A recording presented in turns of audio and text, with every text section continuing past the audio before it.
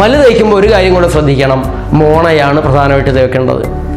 മോണയ്ക്ക് ഈ പൽപ്പൊടിയാവൊന്നും വേണമെന്നില്ല, പക്ഷെ മോണ നന്നായിട്ട് തള്ളവിരലുകൊണ്ട് അകത്തെല്ലാം ഒഴിഞ്ഞ് നന്നായിട്ട് മോണ തേക്കാത്ത പക്ഷം നിങ്ങൾ വെളുപ്പിച്ചെടുക്കുന്ന പല്ലുകൾ വലിയ താമസമില്ലാതെ ദുർബലമായി കൊഴിഞ്ഞു പോകും. മോണ നന്നായി തേച്ച് കഴിഞ്ഞാൽ ഇളകി നിൽക്കുന്ന പല്ലുകൾ പോലും നേരെയാകും. പല്ലിനുള്ള മോണയ്ക്കുള്ള നീർക്കെട്ട്, അതുപോലെ തന്നെ പഴുപ്പ്, ഇതെല്ലാം മാറ്റിയെടുക്കാൻ സാധിക്കും.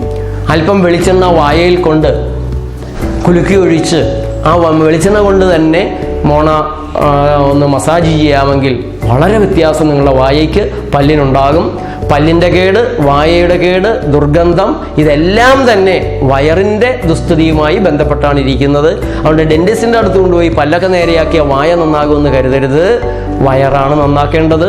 ഓരോ ആഹാരത്തിന് മുമ്പും വേവിക്കാത്തത് കഴിക്കണം. പഴങ്ങളോ പച്ചക്കറികളോ വേവിക്കാത്തത് കഴിക്കണം. ആഹാരം കഴിച്ചു കഴിഞ്ഞാൽ ഒരു ക്യാരറ്റ് കടിച്ചു തിന്നുകൊണ്ട് നിങ്ങൾ ആഹാരം അവസാനിപ്പിക്കുമെങ്കിൽ ഒരു കാലത്തും നിങ്ങളുടെ പല്ലിന് കേടുണ്ടാവില്ല. പഞ്ചസാരയാണ് പല്ലിനെ ഏറ്റവും കൂടുതൽ നശിപ്പിക്കുന്നതെന്ന് കൂടെ മനസ്സിലാക്കി വിവേകപൂർവ്വം ഒരു ആഹാരശീലത്തേക്ക് വന്നാൽ, ദഹന തകരാറുകളില്ലാതെ സൂക്ഷിച്ചാൽ പല്ലുകൾക്ക് യാതൊരു കേടും ഉണ്ടാവില്ല. കുട്ടികളെ നമുക്ക് രക്ഷിക്കാൻ പേസ്റ്റ് മാറ്റണം, സോപ്പ് ഉപയോഗിക്കരുത്.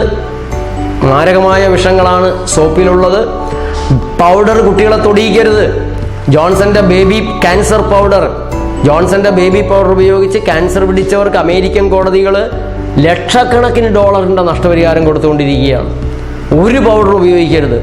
യാതൊരു കെമിക്കല്, മസ്കാര, അതുപോലെ തന്നെ കൺമഷി തുടങ്ങിയ ഇങ്ങനെയുള്ള സാധനങ്ങളൊന്നും കുട്ടികളുടെ ദേഹത്ത് തൊടിയിക്കരുത്. കുട്ടികൾക്ക് രോഗങ്ങൾ ഉണ്ടാക്കാൻ നമ്മൾ തന്നെയാണ് സാഹചര്യം ഒരുക്കുന്നത്. കുട്ടികളുടെ അടുത്ത് നിന്ന് ബോഡി സ്പ്രേ ഒരാൾ ഉപയോഗിക്കുമ്പോൾ ആ കുട്ടികൾക്ക് അലർജി, ആസ്തമയൊക്കെ ഉണ്ടാകും. അതുകൊണ്ട് കുറച്ചുകൂടെ കുട്ടികളെ പ്രകൃതിപരമായിട്ട് അവർ മണ്ണിൽ കളിക്കണം. മണ്ണിൽ കളിക്കാത്ത കുട്ടികൾക്ക് രോഗപ്രതിരോധ ശേഷി ഉണ്ടാവില്ല, ആരോഗ്യം ഉണ്ടാവില്ല.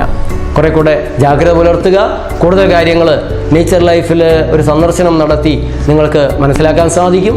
നേച്ചർ ലൈഫിൻ്റെ പുസ്തകങ്ങൾ, CD-കൾ, മാസിക, സുജീവിതം മാസിക, ഇതെല്ലാം നിങ്ങളെ സഹായിക്കും. നന്ദി, നമസ്കാരം.